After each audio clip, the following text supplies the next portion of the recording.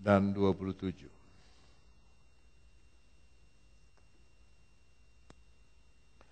Dan ketika mereka sedang makan, Yesus mengambil roti, mengucap berkat, memecah-mecahkannya, lalu memberikannya kepada murid-muridnya dan berkata, ambillah, makanlah, inilah tubuhku. Perhatikan ayat ini, perhatikan yang di depan, perhatikan. Yang pertama yang diambil Yesus apa? Roti. Lalu dia mengucap berkat, dia berdoa, mengucap berkat. Setelah dia berdoa, dia pecahkan, dia bagikan kepada muridnya, lalu berkata, ambillah, makanlah, inilah, bukan roti. Dia tidak bilang, inilah roti. Tidak, inilah tubuhku. 27,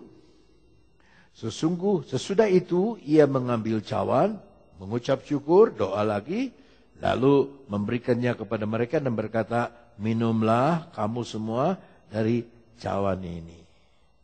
Nah, roti bayangan lambang tubuh Kristus.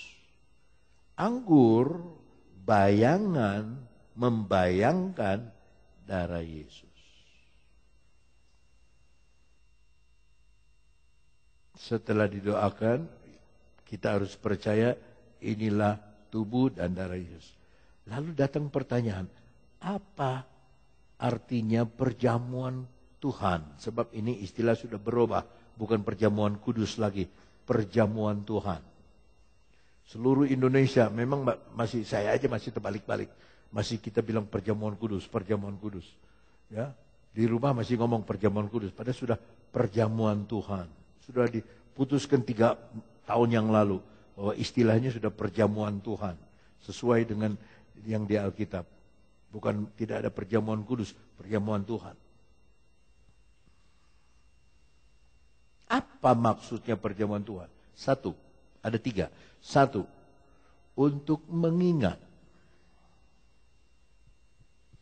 Sebab manusia ini pelupa. Ya, di Bandung ada satu gereja tiap minggu perjamuan Tuhan.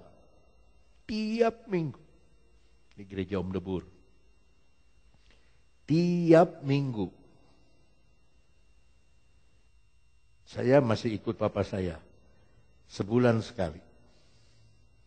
Hampir seluruh GPDI di seluruh Indonesia sebulan sekali. Di Jakarta minggu pertama, di sini minggu terakhir.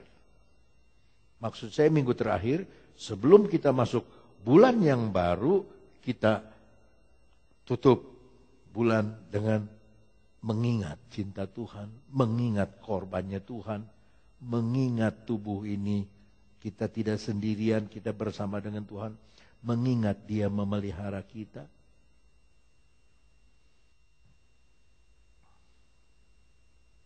Yang kedua, kita berterima kasih.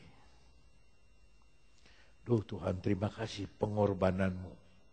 Ya itu, maksud perjamuan Tuhan supaya kita tahu berterima kasih. Tuhan terima kasih pengorbananmu. Dia bukan hanya Tuhan, dia pemimpin kita. Dia juru selamat. Dia pionir. Itu saya lupa tadi. Dia tuh pionir. Kenapa tadi saya bilang pionir itu? Pionir.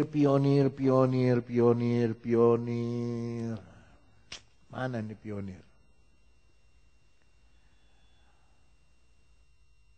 Yang ketiga, dia tuh pionir. Nah, mayoritas gereja kita, mayoritasnya keturunan Tionghoa.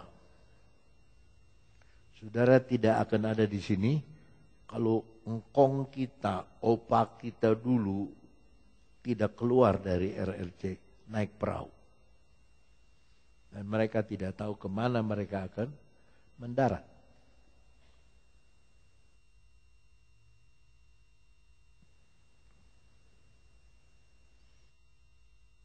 Dunia sudah mengakui bahwa orang Tionghoa adalah orang yang paling militan karena mereka paling menderita. Kemiskinan.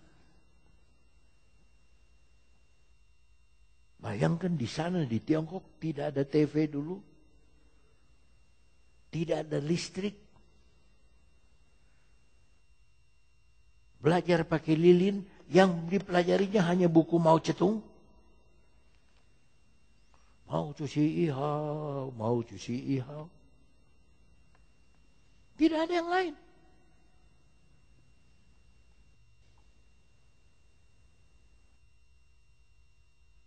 Sekarang orang seluruh dunia ahli ekonomi bilang tahun 2020 RRC Tiongkok menjadi superpower nomor 1. 2030 India, sebab India sudah kirim pesawat ruang angkasa ke Mars. Nanti sampainya 4 bulan lagi.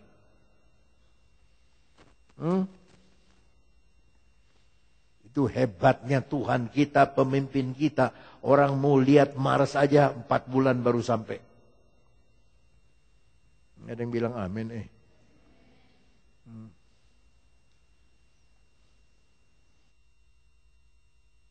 Kita mah baru cuma pada di wajahmu kulihat bulan.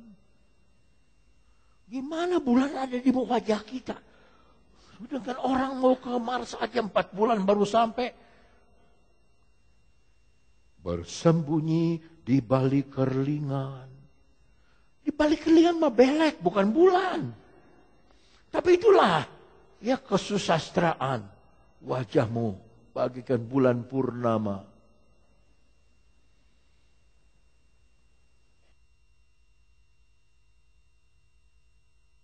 Saya ada teman di tukang main saksofon juga.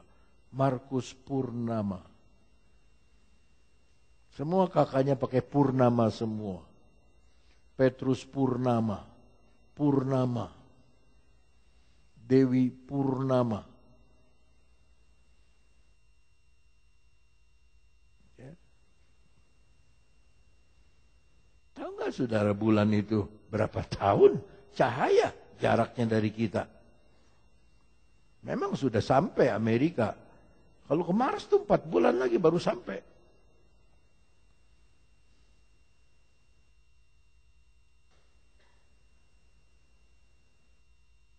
Bagaimana saudara bisa ada di Cianjur? Engkong saya Tan Guanceng.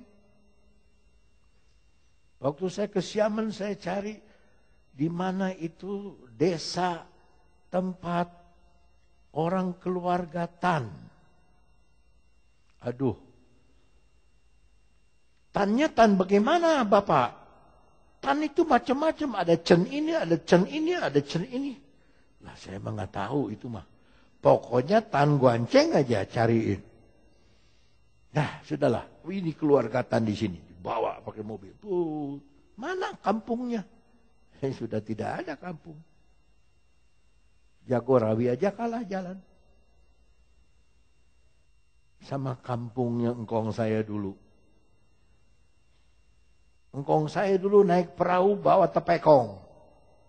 Tepekong macan taruh di perahu. Naik perahu, kudayung-dayung perahuku menuju nggak tahu kemana. Melewati angin ribut dan gelombang yang besar. Tapi perahuku tak pernah karam karena ada tepekong. Hah? Dan tepekong itu masih ditaruh di Bio Sukabumi, tepekong macan. Yang bawahnya sudah bertobat. Yang bawahnya sudah dibaptis. Anaknya yang piara tepekong sudah terima Yesus. Cucunya sudah terima Yesus.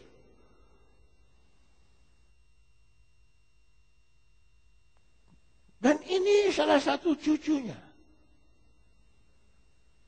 Saya bingung itu dari Tiongkok, dari namanya Amoy itu daerah. Dari Amoy, ya sekarang Xiamen.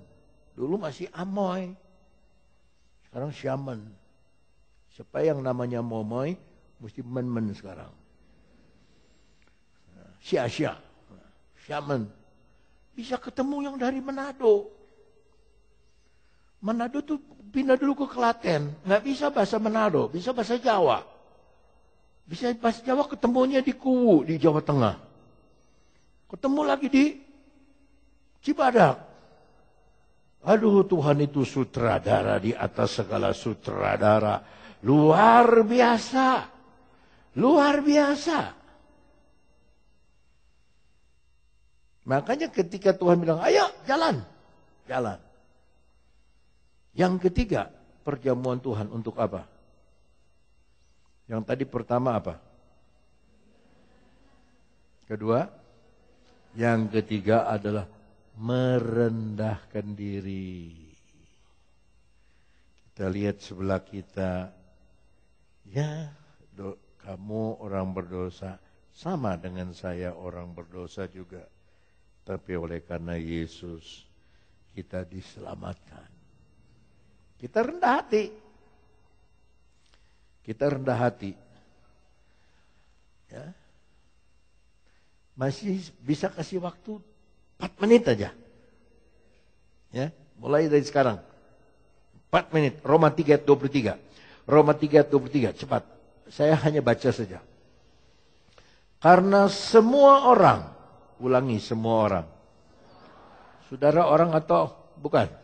Orang. Karena semua orang telah berbuat dosa, termasuk saya. Ya, dan telah kehilangan kemuliaan Allah. Ya, kalau hilang HP, nggak usah bingung. Kalau kehilangan kemuliaan Allah, pasti neraka. Roma 6 ayat 23. Sebab upah dosa ialah masih mau tetap dalam dosa, silahkan. Saudara akan ketemu maut. Kalau saya jalan begini. Kalau saya jalan terus, saya tabrak tiang enggak? Saya bilang enggak. Saudara bilang, awas tiang. Saya bilang enggak. Tabrak enggak?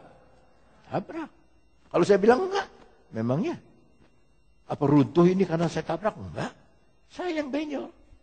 Jadi saudara kalau mau tetap hidup di dalam dosa, silahkan. Saudara akan ketemu maut. Saudara akan ketemu malu. Saudara ketemu penghinaan dunia. Tetapi karunia Allah, kebaikan Tuhan, pemimpin kita, ialah hidup yang kekal dalam Kristus Yesus Tuhan kita. Pelayan perjamuan, maju ke depan pemain musik.